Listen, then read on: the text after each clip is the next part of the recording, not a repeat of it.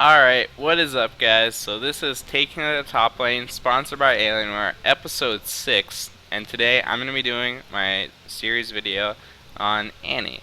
And Annie, you might ask, Annie? Really? But I think this episode I'm going to highlight one of the beauties of top lane. It's truly a lane where you can really play any champion you want if you have a good plan, if you have results to back it up, and if you know what you're doing. And there's definitely like a lot of like crazy stuff that we've seen in the past. Like people have been playing a ton of Rise top, casters top, 80 carries sometimes even go top, and Annie is no different. She's a champion that can hold her own in the top lane just as well as she does mid lane, and actually play very fluidly and make some plays, get kills, get fed, and bring a lot to a late game team comp. So that's what I'm going to be trying to highlight in this episode of Taking It to the Top Lane. So basically, Annie is a pretty short range burst mage. She's generally played like full glass cannon. You just try to get as much AP as possible and try to blow people up. And that's basically what you do. You charge up a stun in team fights, you flash on people, and you just instantly kill them. But in this episode, I'm going to be explaining how to play Annie my way, and which I think is a really powerful, previously unexplored way to play her, and I'll break it down as the show progresses. So I'm going to be playing Annie this game. I'm going to hop right into runes and masteries, and then during the loading screen, I'll go over some of her abilities and explain how they work. So for Annie, I generally like to take flat AP quints. This makes my early game as strong as possible, and because she has 4 AP ratios on all her abilities, it allows me to be a presence in lane and to force those early plays. So I'm going to take flat AP quints. I take hybrid penetration reds. A reason for hybrid pen reds is because Annie has a really long auto attack range, so it's very easy to weave auto attacks in and out during the laning phase on your opponent. So I'm going to take hybrid pen reds because you don't really sacrifice much magic damage, but you get the bonus of the armor pen, 8.1 armor pen for a sacrifice of 2.3 magic pen. So it's actually really worth it in a lot of scenarios. And I'm going to take armor yellows because hey, armor yellows are pretty much the best seals in the game right now, and MR blues because I'm laning against Diana or Morgana. One of those two champions is probably going to be facing me in the top lane. So I'm just going to itemize and rune to prepare for that. And my masteries, I'm going to go for a 9-21-0 setup here. So I'm going to take the Ignite Mastery in the offensive tree, 2 points in Butcher because Annie has really low base AD and you want to be able to last hit very fluidly early game. 4 points in Blast for the scaling magic penetrate, for scaling AP, and then 1 point in Arcane Knowledge for the magic pen. Annie deals a ton of magic damage, so getting that Arcane Knowledge is going to allow your damage to scale into the late game as your enemies buy and build up some MR. And then in a sort of weird scenario where people who might be very familiar with the champion Annie might not think makes sense, but I'm going to explain to you guys why this makes sense as the episode continues. I'm going to spec 21 in defense. I'm going to pick 4 points in durability, get that scaling health in. Very critical on Annie due to the way her E works, and I'll go into that later. 2 points in hardiness, 2 points in resistance, just getting those points to get the armor and MR. 2 points on yielding, 1 point in block, get that damage reduction. Very, very helpful early on in the laning phase, whether you're 2v1ing or just straight up brawling with your opponent. That's going to help you come out ahead in a lot of trades. And then 3 points in tenacious, getting that reduced CC reduction. Very, very helpful, especially against their team. They have a lot of hard CC, and being able to come out of that alive is going to be crucial to being able to get my rotations off and still be a presence in team fights. 1 point in safeguard, just because I take turret damage, whether I'm diving or poking, whatever. Definitely comes in handy. 1 point good hands, just to reduce time spent dead. Very, very critical in a late game scenario. 1 point Juggernaut, increase my max health by 1.5%. It's really good to get 1 point in it because the second point is worth progressively less, and that 1 point is just going to make me scale up into the late game. 1 point Defender, just get some extra armor and MR, and 1 point in Honor Guard, just reduce damage taken by 3%. It makes Annie really, really tanky, and it's very conducive to the playstyle that I like to employ with her. So I take Flash Ignite for maximum kill potential in lane. It's great in lane, great in team fights. You really can't go wrong with it. And let me just quickly jump into Annie's skill set and explain how she works. So I'm just going to pull up Annie, bring up her abilities right here. Okay, so Disintegrate. Disintegrate deals scaling magic damage based on the level, and it gives you mana back if it kills the target. So, 1 second. It's a pretty long-range nuke. It's pretty much her main form of harass in the laning phase, and you can really do a lot with it. And in a top lane scenario, when you're laning against mostly melee champions, like for example, here I'm going against Diana or Aatrox, I believe. And either of those champions, I'll be able to get free disintegrates off constantly. It's not very high mana cost. It doesn't really do. It does a lot of damage for the cost. Like right now, base 85 plus 70 AP. It's going to be doing around 100 base from level 1, which is really, really good for poking. And yeah, her W, just basically a cone nuke. It damages all enemies in the area, and it scales up very well. It has high base damage, and you can also use it to apply your passive, which your passive, Pyromania, is basically the glue that puts all of Annie's kit together. After every 4 spell cast, your next offensive ability will stun all damaged enemies for 1.75 seconds. So basically, every time you get a spell rotation off, you're starting to charge up your stun, and you know that on your next ability, you're going to stun. So you can use that in laning phase, you can zone people, you can charge up your stun, flash ult on your enemy, and just make a big play, and it's really, really good. And here, Molten Shield, this is the ability that I want to talk about a little bit. For 5 seconds, Annie is surrounded by a shield of fire, increasing her armor and magic resistance and dealing magic damage to enemies each time they use a basic attack against her. And the real critical thing to notice about this ability is how much free defensive stats it gives. At level 5, Annie's E gives her 60 armor and MR, and that's pretty much the highest defensive steroid in the game.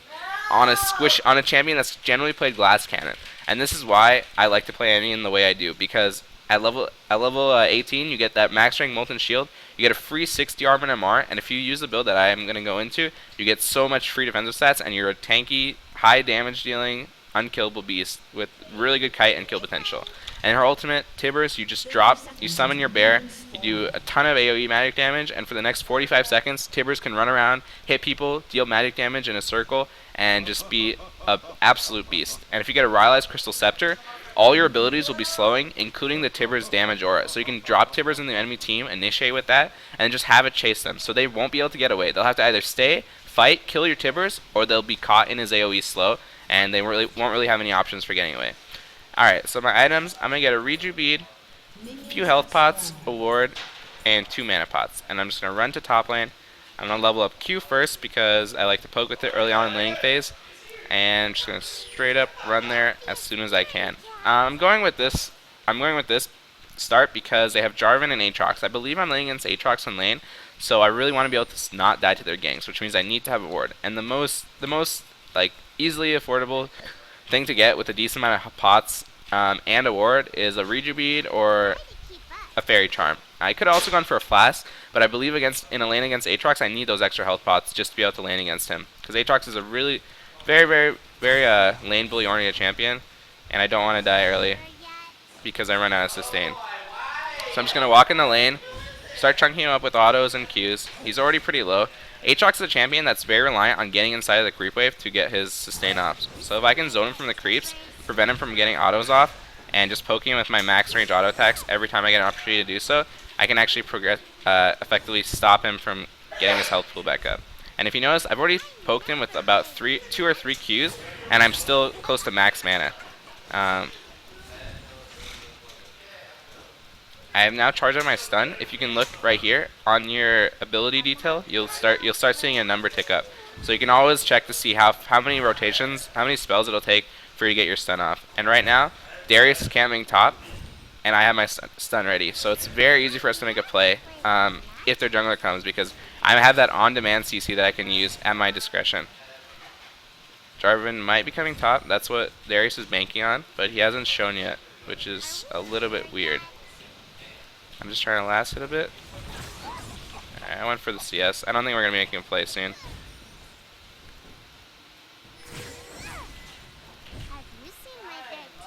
If Jarvan comes and gank me here, then I could be in a bad spot. But I'm gonna take the risk and try to harass Aatrox under his turret to try to gain a lead in lane. Chucking him at half HP. Keep going. He's getting low. Aatrox, you gotta remember, has his passive. So even if I blow it, he might be able to come back. And he just had to Q out of lane. So I'm going to proxy the wave. He's probably going back to base because he had barely any health left. I'm just going to push this wave up and I think go back to buy for myself. Oh, he's still here. I actually 100% suspected Jarvan gank soon. Just going to flash it. Pushed my luck a little too hard. After proxying the way I should have specced, I was already getting a huge CS advantage. Aatrox was getting zoned out from creep wave, and he wasn't really getting much farm. And I just saw Jarvan come from the race to top, so I kind of expected a gank there, and I should have backed off sooner, but that's okay. Just taking my lane to the fullest, trying to show how powerful Annie can be early in a lane that most people would figure her very weak in. And I'm heading back top. I picked up the Duran's ring, a few mana pots, and an extra sight ward, and that's going to allow me to ward up my lane once this sword fades and stay safe. Great job bot lane picking up first blood. I was trying to make something happen top, but I didn't quite bully Aatrox down low enough. Aatrox, if I killed him, if I ignited him before, he would just came back up with his passive. But I actually didn't think he'd allow me to get so much free harass off on him. Like, I didn't expect him to, like, it was basically one auto attack, differed me popping his passive, or him getting away in the manner that he did. And he took a lot of free harass, which I honestly didn't see coming. Otherwise, I would have ignited him in preparation for that. I'm just freezing my lane near my turret right now, just picking up creeps. I'm not really in a rush to do anything. Aatrox right now has 22 CS, I have 28, and I'm freezing lane near me. I'm gonna have max rank or rank 3 Q soon. That's an additional damage coming out. I'm gonna ward this. Oh, Aatrox is back.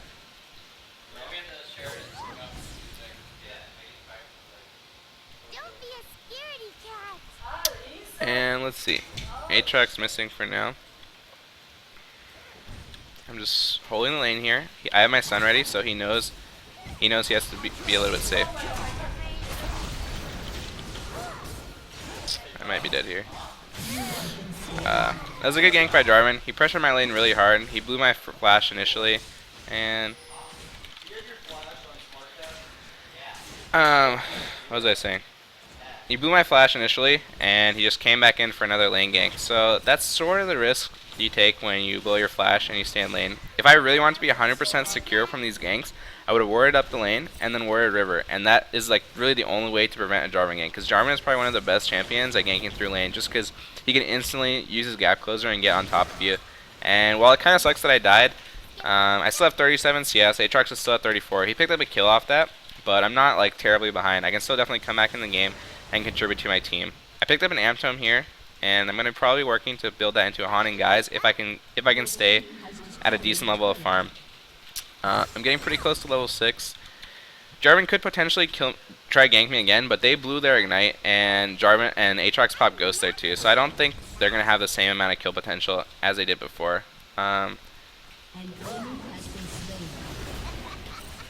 Bullying this guy really hard despite having died. I'm very close to level 6. He still has his passive up, you gotta remember that. But I think once I get Tibbers available, I should have an opportunity to make a play on him. Let's see. Darius is in their jungle right now, and he's trying to rotate top. Oh, Jarvan's mid right now. Oh, he could definitely make a play. I have stun already. It's all about Darius coming to lane. Oh, he's trying to steal the red. Okay. Let's see. I might just blow my ult to harass the Aatrox. It lasts for 45 seconds, so I get to have it around in lane for a very long time, and I can potentially use it to zone. Actually, no, Darius is coming. I'm ready. This could be warded. I think they know.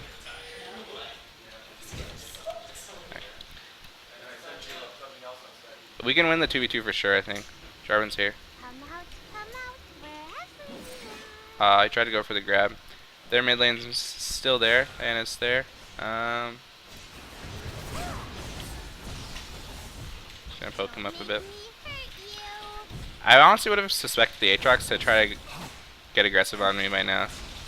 But he's playing pretty passive. I guess he just respects my damage output too much.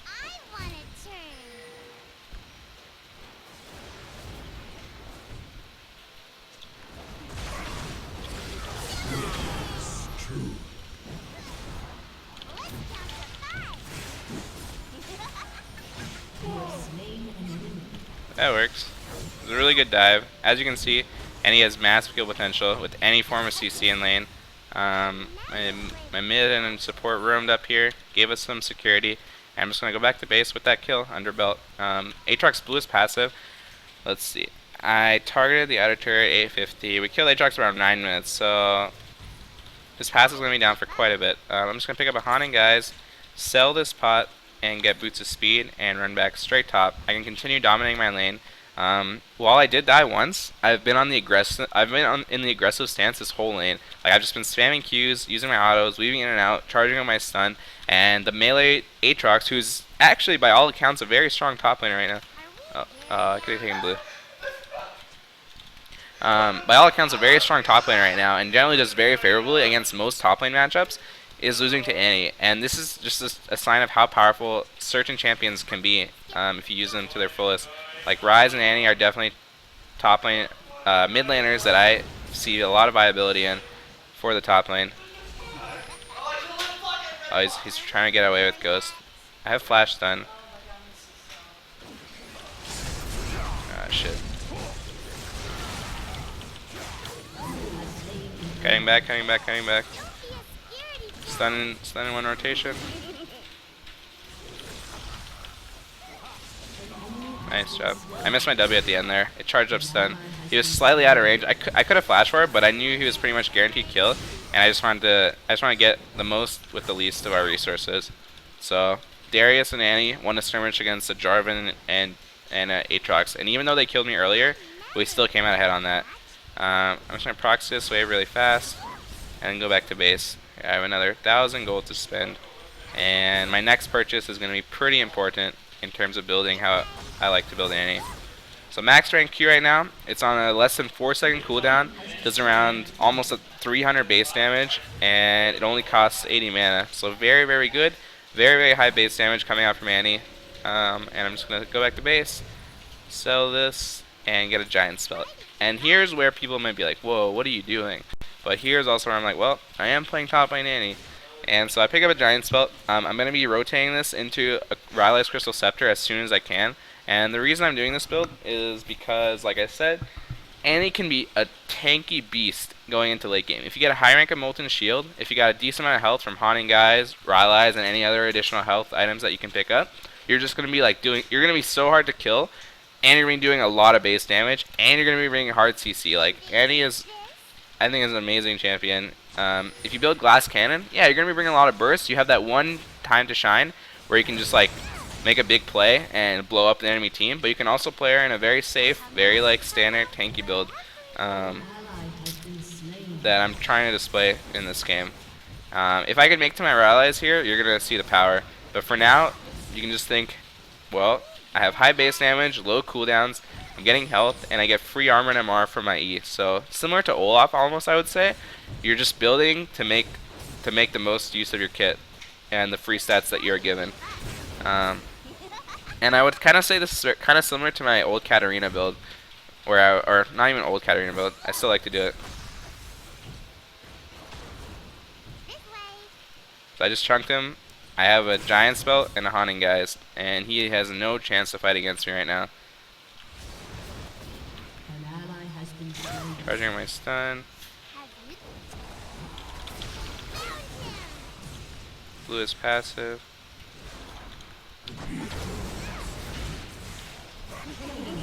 And I just literally dove in Aatrox with Annie.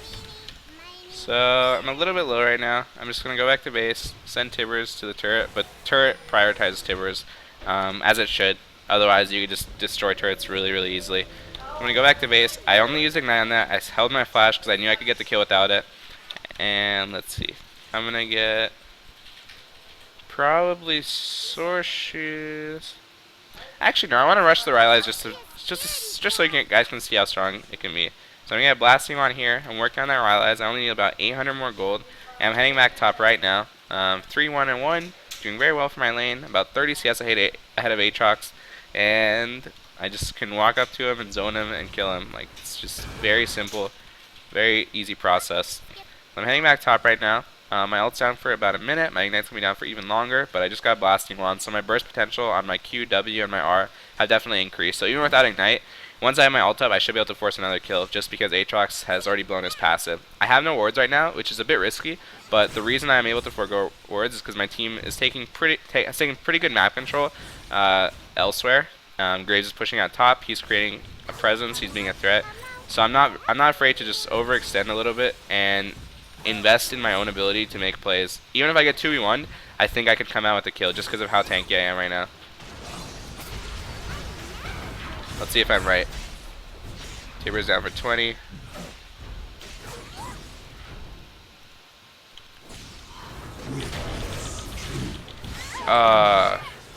Man, that was pretty close. Morgana landed all her binds and she got her ult off. If Tibbers was up, I definitely could have 2v1. I should have played more passively until Tibbers came up. I was like, I could probably turn this, but I should have factored into the account the possibility of Tibbers not coming up. So that's just my bad a little bit. Playing overzealous, trying to take advantage of my lead a little too hard. I died once. I don't expect to die again. At least not in that sort of fashion. Zed's trying to roam top right now. Aatrox is out of position. He has no passive. Zed could definitely kill him if he has ult. Oh, that's a dead Aatrox. Good job. So I'm heading mid right now. Looks like our team's having some difficulty. I'm going to start charging on my stun as I walk to mid lane. And I need to get another 2 rotations off. I have flash stun available right now though. Definitely make something happen.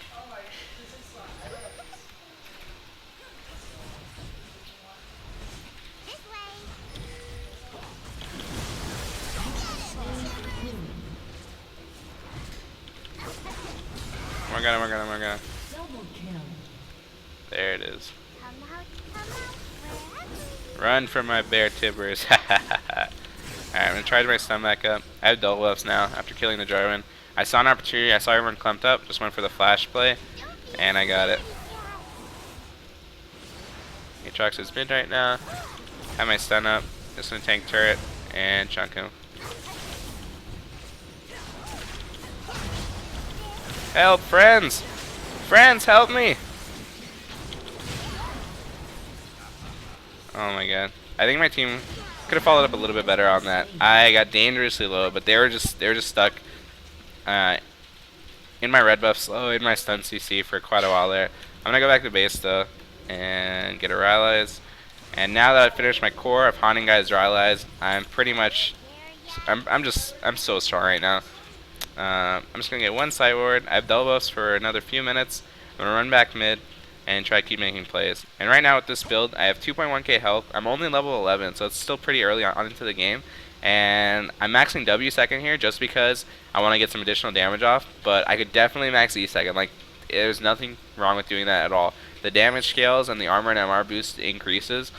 And right now when I'm getting massive amounts of health, I really want to have that armor and MR as soon as possible. I'm going to head back top right now. Go bully this Aatrox. I have double buffs, and I have my Rylai, so I can perma slow someone. My Q right now is on a little bit over 3-second cooldown, and the Rylai slow lasts for about 1.5 seconds. So I can just keep someone under that spell, and they can never run. I think Aatrox is somewhere around here. I think he was recalling. He's probably gone though. Yep. All right, I'm just gonna try to my stun, push up the lane. And I'm actually going to try to bait a 2v1. I think I can win, and I think they're going to try to make a play on me. But I don't think they respect my strength here at all. I'm just going to drop a ward here. I think Jarvan might be in this brush. Oh, they backed off.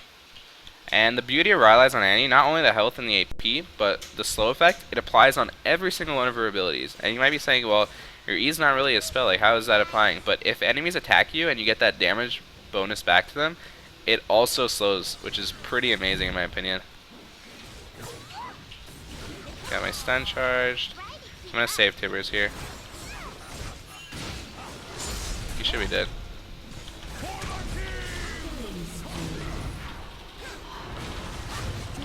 Focusing on Morgana. Ooh. Well, we just tried to 2v5 their team, which I don't know if it's the best idea, but we're drawing pressure so my team can get free objectives across the map. They're taking their blue right now. We're taking bot turret, and we're getting dragon. And we got 2 kills out of that, and only I died. Darius actually made a good flash play and got away, so that was definitely worth it for us. The trade-off was Very good. And alright, so I have 1.6k gold right now. I think I'm gonna head back top, right here. What is their team? They're not really stacking much health. One combination that I really like to get is Rylai's Leandries. I just think it's so powerful. But if their team's sort of just not stacking much health, then you don't really need to get it. So I'm just gonna Source Shoes here, and a Kindle Gem. And so that Source Shoes, I have high base damage. That's why I'm relying to do most of my deeps this game. So I'm just going to Source Shoes and work off that. And I'm going to get a Kindle Gem just because it gives health, it gives CDR. Pretty much the two stats that I care the most about right now. I've got my Rylai's, I've got my double pen items. All I need now is health to scale off of my E passive, get me tankier, and allow me to stay around in team fights and get more rotations off, which are going to be doing high base damage and perma CCing my opponents. And I give cooldown reduction. Like I said, I can just spam these abilities. If I have a decent amount of CDR, if I get blue buff, then I can keep my E up at all times. My Tibbers is going to be on a low cooldown, and my Q and E already inherently ridiculously low cooldowns. Like Q is base 4, and W is like base 8 or something, which is so good. Hanging back top right now. They could be trying to make another play on me. I'm going to be a little bit passive here until my teammates can start pushing out the other lanes. Once Graves gets the lane pushed up to here, I'm just going to play really aggressive because I know I can get more resources out of them. If they try to kill me, then they're going to take from our team. So even if I play a little bit forward and take some risks, it's going to be worth it for us. I'm going to steal his golem. Shit, I missed. Focusing the Aatrox.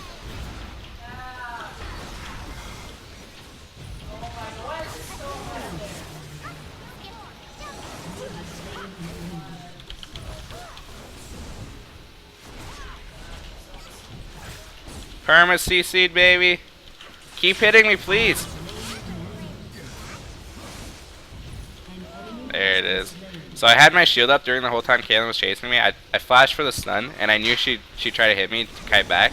And while she was hitting me, she was proccing my Molten Shield, which allowed me to just follow her up and get further CC on her. And my Tibbers is still alive. This guy's 100% dead. I don't have much mana. I'm just gonna let Tibbers kill it. And we can take this mid turret and probably force an inhib off this. So getting max rank E, rank 3 right now, gives 40 armor and MR. I think we can take this turret. Jarvan just uses Q, so he has no knockup potential. I'm going to back up here because I'm pretty low on resources, but I'm just going to go back to base and happily buy with the items that I have right now. Zed missed his shadow. Happens to all of us, no problem. So I'm just going to upgrade to Leandries here. Had the extra gold for it, no problem. I'm going to do that. And let's see. They have a lot of physical damage. Jarvan, Caitlyn, and Aatrox. But I get pretty tanky just off of stacking health. But that doesn't mean I can't go for an armor item. Frozen Heart honestly wouldn't be bad this game. But I wanna keep in line with my health stacking philosophy. So I'm gonna sell Rejubeat and get a Giant Spelt. I have right now 3,000 health. In a few minutes, I'm gonna have a bonus 60 armor and MR. Right now, I'm proccing it. I'm getting 120 armor and 86 MR, which I'm about as tanky as a Jarvan who went for full defensive items, full tank and jungle defensive items, which is pretty ridiculous in my opinion. And I'm doing a ton of damage. People are getting perma CC'd. They can't run away from me, and I'm just doing a lot in these team fights to carry the game. I'm gonna take this blue buff real fast. I got my Leandries, so even if I only get a spell off on people or one proc of Tibbers AoE burn, it's still gonna be doing a ton of damage. We can definitely do Baron here. I'm gonna go zone. I have my stun ready.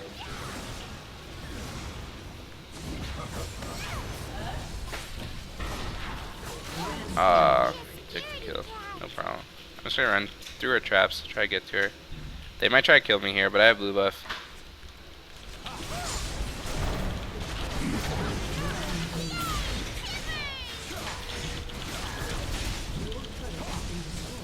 Help! I almost got the 3v1 play. Aatrox still had his passive, which is kind of unfortunate. And I should have been focusing Jarvan. I didn't realize Aatrox still has passive up, otherwise I would have killed him and then killed the Aatrox. But I used so many resources in killing the Aatrox, who just came back alive afterward, that it kind of burned out my spell rotations and my mana pool. I had a W up at the end, which would have double killed them, but I was too to use it, and I couldn't make a play after that.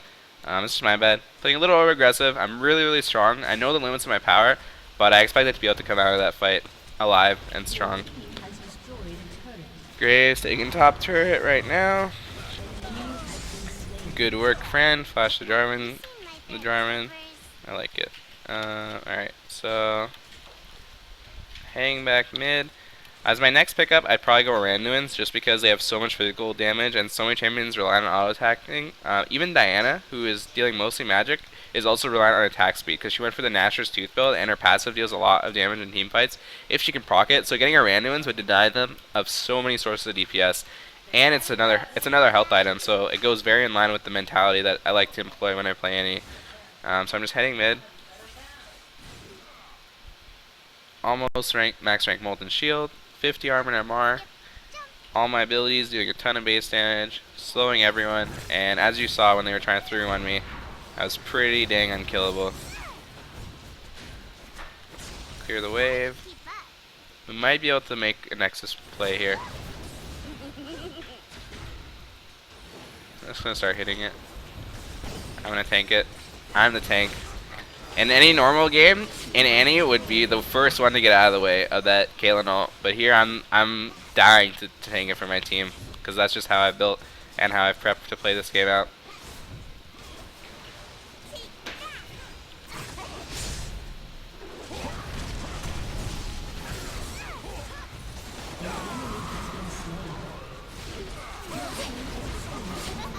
I have my ult up. They're not really clumping. Don't really stick it up here. Oh my god, he pulled them out of my ult. GG. Help! Help! Friends! Darius eat them out of my ultimate. Oh my god. Whatever, it's fine.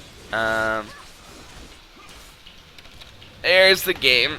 So 11, 5, and 8 on top lane Annie with my patented tanky, health-oriented build to take advantage of her very unique skill set. Very solid game overall. I pressured the Aatrox in a lane that most of you would probably consider not very favorable, but Annie, a champion with high range, high base damage, and pretty low mana costs, can actually bully a lot of conventional top laners, which is why I think Annie's such a good pick for top lane, because people really won't expect it, and probably most top laners, even at like Diamond Deal and stuff, don't really know how to deal with an Annie in lane, so you can actually get a lot of advantages just off of the novelty and the strength of it. I mean, it's not a gimmick in my opinion. It's actually really strong and can be played if the player wants to. But yeah, pressured Aatrox early, almost forced his passive. Jarvan had to spend a lot of time up there babysitting him and camping the lane, and even though I died once off of a really good lane gank by Jarvan, I was able to come back strong. Me and Darius made several plays on them in succession, and those plays on top of each other were just able to snowball the lane and get me really ahead. And once I got a few kills, once I got my haunting guys and my giant spell, I was just like 2v1ing, 3v1ing, no problem, and just taking advantage of how powerful Annie is when she gets some tanky stats.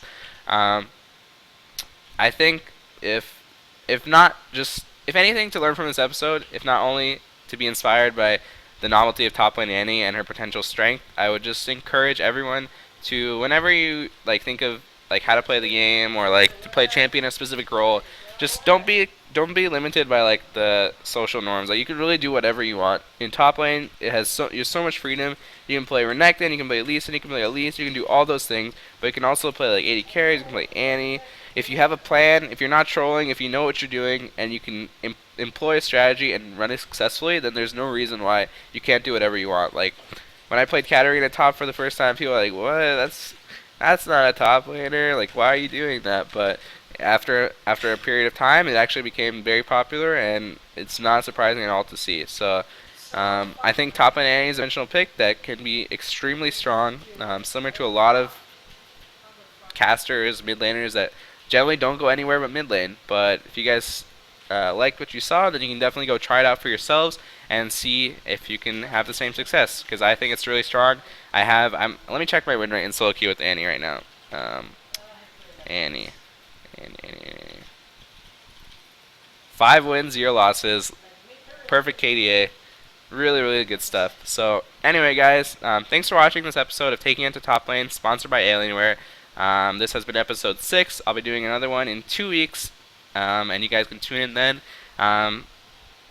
If you really like the show and you want to continue to support me and my sponsor Alienware, so that I can continue making these shows for you guys, then you can check out their site, alienware.com. They make really, really awesome setups. We, as a team, use the Alienware Auroras, and we're going to be getting their new line of laptops really soon here. Stream, play League of Legends flawlessly, and you guys can check that out if you're interested on getting a new awesome rig. And you can also check out alienwarearena.com to get on the action, and there's a ton of content on here, guides, contests, giveaways, events. I mean, check it out. And if you want to get on the action and game victorious with Alienware, you guys can do that there. So thanks for watching, guys. This has been Taking It to Top Lane, episode 6, featuring Annie Top, and catch you guys later.